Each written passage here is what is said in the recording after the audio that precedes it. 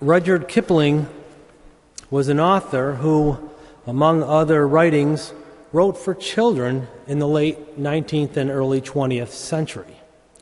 We may know his name from the Jungle Book fame. But he also wrote the poem, If. I think this poem gives us a peek into the mind and the heart of John the Baptist today.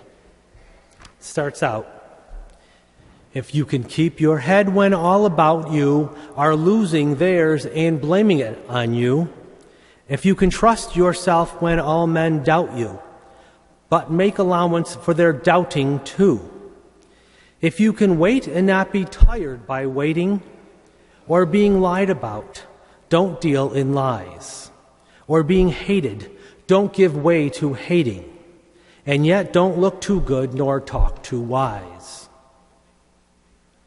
It seems John the Baptist was feeling much of these same things, being blamed for heresy, being called a liar. And now he's doubting that Jesus is who he thought Jesus was. This is because John is in prison. He's feeling the injustice of all of this. He knows he was telling the truth. He was standing up for what he believed, and yet was punished and jailed for this. So he's waiting for his freedom. But while waiting, he begins to doubt who Jesus was. He asks, are you the one who is to come, or should we look for another? John was the same man who was baptizing thousands in the Jordan while waiting for the Messiah to come. He was the one who proclaimed the Lamb of God when Jesus walked by. He was the one who said that he saw the Spirit of God descend upon Jesus like a dove. He has testified that Jesus is the Son of God. So what happened? What happened to make John doubt? It was the simple act of waiting. Waiting can make us doubt that what we wait for will happen. Or the waiting can seem endless, as the wait is for what we are afraid is going to happen. Because we have to wait for things that are good as well as things that are bad. We wait for a baby to be born, but we also have to wait for a terminally ill person to die. We wait for a friend who we are meeting in order to go out. But we also wait for that layoff notice that we told was coming. There are many, many more good and bad things that we have to wait for or endure the wait for. Either way, we have joy for the good. However, some of that joy or a lot of that joy is taken away when we endure the bad. This joy seems to be fleeting because it's based on occurrences that happen in our lives. Not the joy from what this day, this weekend is all about. The joy that we're to have from Christ being in our hearts.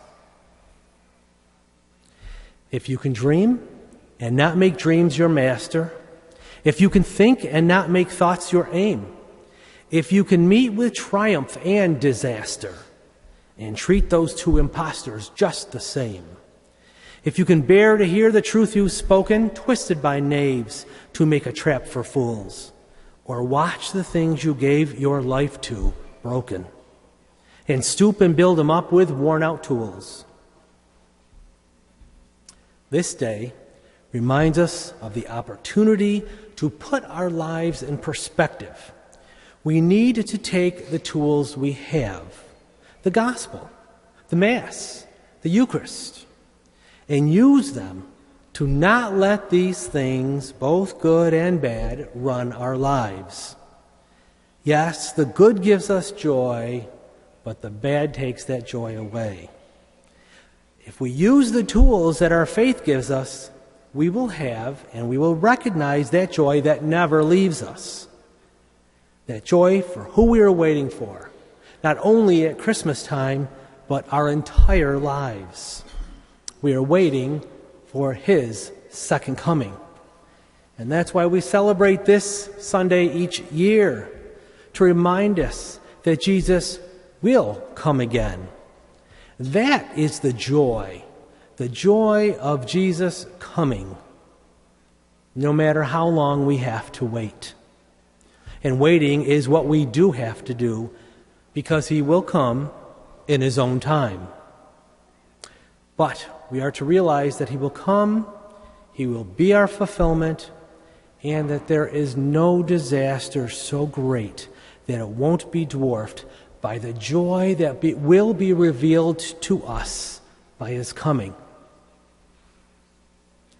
If you can make one heap of all your winnings and risk it on one turn of pitch and toss, and lose and start over again at your beginnings, and never breathe a word about your loss, if you can force your heart and nerve and sinew to serve your turn long after they are gone, and so hold on when there is nothing in you, except the will which says to them, hold on.